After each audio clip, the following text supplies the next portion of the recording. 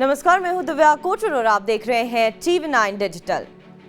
बचपन में जब कोई नकल करते हुए पकड़ा जाता तो मास्टर जी कहा करते थे कि चोरी मत करो, पाप लगेगा। थोड़े बड़े हुए और हाई स्कूल पहुंचे तो मास्टर जी कहने लगे कि चोरी करोगे तो स्कूल से निकाल दिया जाएगा।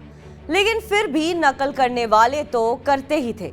पिछले कुछ सालों में देखा गया कि 10वीं और 12वीं की परीक्षा शुरू नहीं होती कि फ्रंट पेज पर नकल करवाते लोगों की तस्वीरें वायरल होने लगती। यूपी बिहार से अक्सर ये तस्वीरें आती हैं। हर बार सरकार कहती है कि इसे रोका जाएगा, लेकिन हर बार बच्चों को नकल करवाती तस्वीरें सरकार की पोल खोल देती हैं। लेकिन अब सरकार ने भी सोच लिया है कि बहुत हो गया, कुछ भी हो जाए नकल तो नहीं होने देंगे। कम से कम यूपी सरकार के इरादे तो ऐसे ही दिखाई दे रहे हैं। दरअसल उत्तर प्रदेश में कक्षा 10वीं और कक्षा 12वीं की इस सत्र में होने वाले बोर्ड एग्जाम्स में पहले सरकार ने बड़ा ऐलान किया है।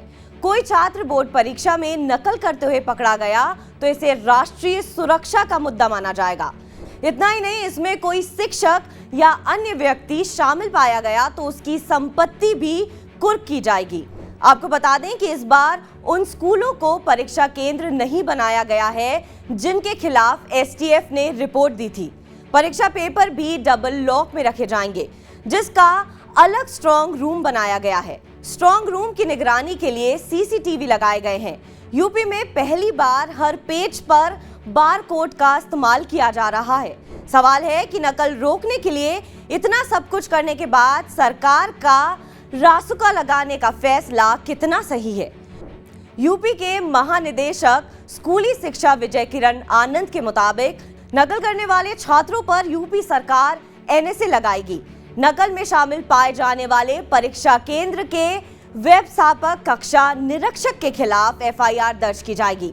इसके साथ ही उनके खिलाफ कुर्की की कार्रवाई भी की जाएगी। क्या है रासुका? राष्ट्रीय सुरक्षा अधिनियम को बहुत सख्त कानून माना जाता है।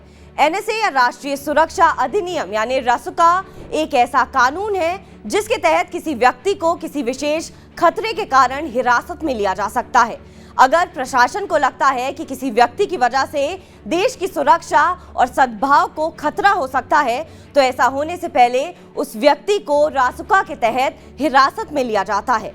ये एक प्रिवेंटिव डिटेंशन कानून है। माने ये कि किसी भी घटना के होने से पहले संदिग्ध को गिरफ्तार किया जा सकता है। इस कानून का इतिहास ब्रिटिश शासन से जुड़ा हुआ है। आसान भाषा में समझें तो ये एक्ट किसी भी संदिग्ध व्यक्ति को गिरफ्तार करने का अधिकार देता है। सजा का प्रावधान। रासुका के तहत किसी भी संदिग्ध व्यक्ति को 3 महीने तक बिना जमानत के हिरासत में रखा जा सकता है।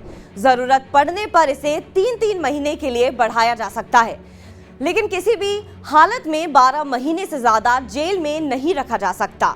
रासुका का इतिहास। 1981 में ब्रिटिशर्स ने बंगाल रेगुलेशन 3 नाम का एक कानून बनाया था, जिसमें घटना से पहले ही गिरफ्तारी का प्रावधान था। बाद में 1919 में रॉलेट एक्ट लगाया गया, जिससे व्यक्ति को ट्रायल तक भी छूट नहीं थी। भारत के प्रधानमंत्री जवाहरलाल नेहरू की सरकार 1950 में प्रिवेंटिव डिटेंशन एक्ट लेकर आई। भारत जब आजाद हुआ तो प्रधानमंत्री जवाहरलाल नेहरू की सरकार में 1950 में प्रिवेंटिव डिटेंशन एक्ट आया। इंदिरा गांधी के वक्त maintenance of internal security act यानी मीसा आया। 1977 में जनता पार्टी की सरकार ने मीसा को खत्म कर दिया। 23 सितंबर 1980 को इंदिरा गांधी की सरकार ने राष्ट्रीय सुरक्षा कानून संसद से पास करा दिया। 27 दिसंबर 1980 को ये कानून बन गया। उत्तर प्रदेश के पूर्व डीजीपी और नोएडा इंटरनेशनल स्कूल के चांसलर विक्रम सिंह ने TV9 से बात करते हुए कहा कि बच्चों पर रासुका तो लगाना दूर की बात है, मैंने सुना भी नहीं है। रासुका लगाना है तो सरगनाओं पर लगे जो नकल का रैकेट चलाते हैं। बच्चों को तो ट्रैप किया जाता है और इन पर रासुका लगाने का कोई औचित्य ही नहीं है। जिन्होंने ऐसा बोला है वो पहले कानून जान लें और यूपी के पुलिस महानिदेशक के साथ बैठकर नकल के लिए जिम्मेदार संगठित ग्रुप पर रासुका लगाएं। योगी सरकार के इस फैसले का कुछ लोग समर्थन कर रहे हैं तो कुछ लोग इसके खिलाफ हैं। आमतौर पर 10वीं और 12वीं के बच्चों की उम्र 14 से 17 साल की होती है। अगर कोई बच्चा नकल करते पकड़ा भी गया तो वो राष्ट्रीय सुरक्षा के लिए खतरा कैसे हो जाएगा? क्या इस कानून का गलत इस्तेमाल भी हो सकता है?